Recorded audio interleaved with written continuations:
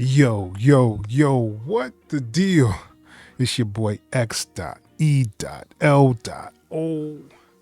Welcome back to the channel. Thank you. Yes, you. Thank you for coming back. But if you are new here, please do me a favor, like, subscribe, hit the bell notification. I'll let you know when I drop another video. Today, what I'm going to be doing is going over the Sonar 2026.04. Just gonna go over some of the maintenance of it because I've seen a lot of people online actually saying that they didn't necessarily like all the add-ins that they got inside of Cakewalk, which to me makes absolutely no sense, but I digress. Anyway, I'm going to show you guys how to actually move this stuff or hide it so you don't have to actually see it inside of your Sonar when you're actually getting all these updates on there.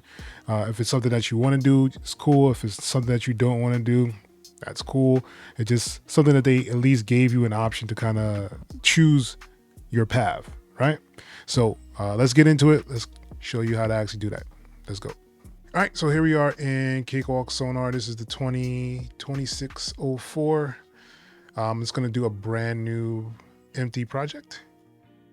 All right, so now that we're in the empty project, you get to see this is how usually people will pull up their Cakewalk. You can always make templates. I do have a video showing you how to actually make templates. So if that's something that you're interested in, I have a video showing you how to do that. And I'm probably going to make another one, seeing that all of the BandLab stuff is actually in Cakewalk now. So I'll probably make another template video of incorporating the BandLab stuff.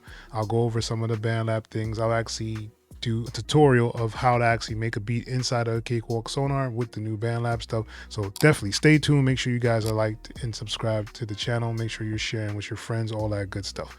All right, so the complaint that I've heard is that, you know, BandLab has actually put a whole bunch of stuff inside of Sonar, and a lot of people don't want all that stuff. They think it clutters up their system. You know, if you go over here to this right hand side, you'll have your plugins. And as you'll see over here, there is a BandLab Technologies, and you know, you can kind of click down and you'll see all the stuff that, you know, the BandLab Technologies has inside it. So if you didn't want to see this over here, Cakewalk made it really simple and easy for you to kind of hide it. So if you go to the top here that says plugins, you click on this, it says show BandLab plugins. You can just uncheck this box and it'll remove all the BandLab plugins, so you don't have to actually worry about them being inside of Cakewalk if it's something that you don't want to see. So I thought that was really cool, easy, straight to the point. Instead of actually going through like the manager and then trying to uncheck the box from the manager, you could just uncheck it straight from here on the plugins. And it goes the same way for the instruments as well. So if I go over here to the virtual instruments, as you can see, I have the BandLab. It has drum kits now, like it has guitars. So, you know, there's different things that they've added, pianos. So basically, if you didn't want the BandLab stuff in here, you just go the same way. You go up here to the plugins and you hit the show BandLab plugins. You can uncheck that and it'll remove all the BandLab stuff. So you're only left with what you want inside of Sonar, if that's what you want to actually do. Me personally, I'm going to keep them on because I actually do like the fact that they added the BandLab stuff in there. Makes my life a lot easier to kind of get stuff done. I do like a lot of the effects that they actually have inside here. There's some things kind of missing to me personally, but they make up for it in different ways.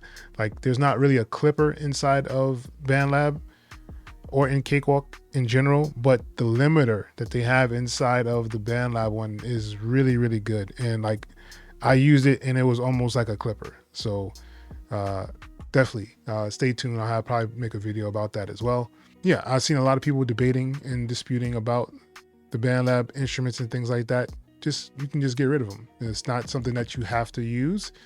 It was something that I believe will help in the future. I think that they still need to get the drum program inside here. I can show you an example of what I mean by getting the drum program inside here. So I'm going to go up to File, right? And I'm going to go into the Quick Start screen. So on the Quick Start screen, I have a project from online that I did this a while ago, actually on the channel. And it's this sad hip hop bot, right? So I'm gonna double click on this and open it up. It's going to pull or download the files from BandLab.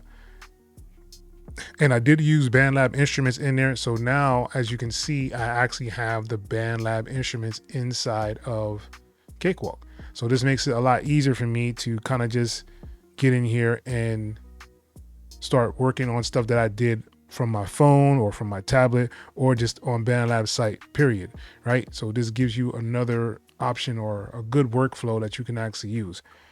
And this is what it sounds like.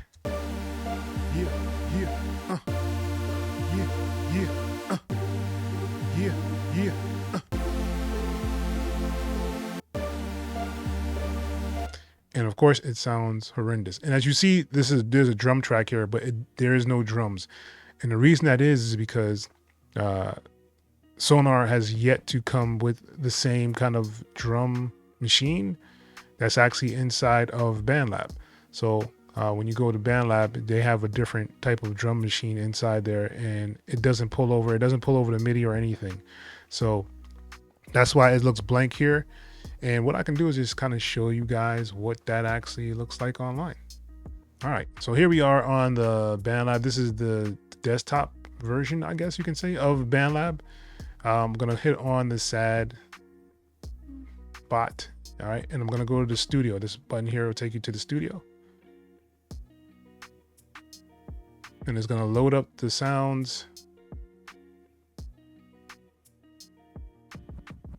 All right, and these are all my like MIDI things that I have set up. Just let me know that all of them are connected, which is good. So basically, if I want to use my keyboard, I can use my keyboard. If I wanted to use, you know, any kind of outboard kind of stuff, I can kind of use it on here. But yeah, so as you can see, I have drums inside the track online. So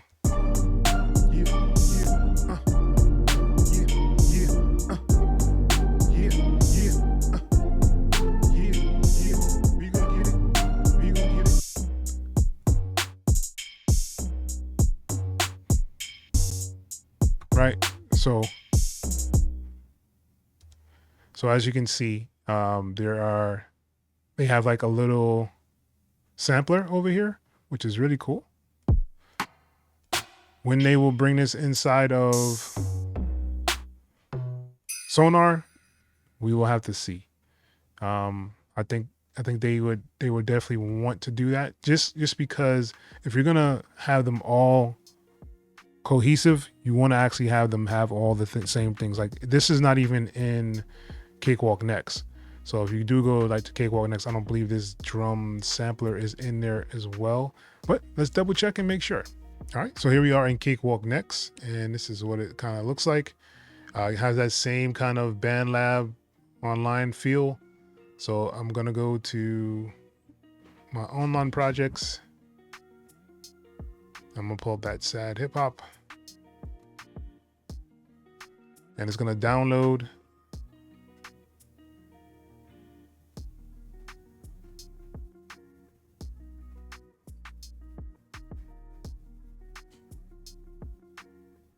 All right.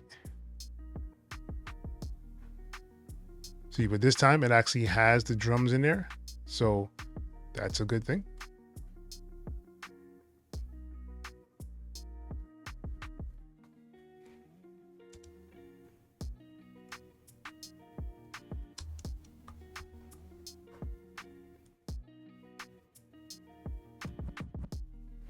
And it crashed. Alrighty. So Cakewalk Next refuses to play the track. So I guess that'll be the end of that.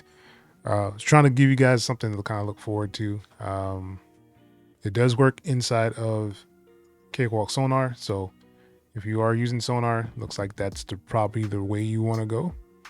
But yeah, I'm going to be trying to do some more videos on these. So definitely stay tuned to the channel.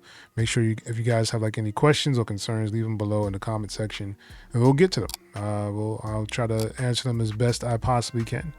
But yeah, until the next time, people, once again, it's your boy X.E.L.O. Till next time. Peace.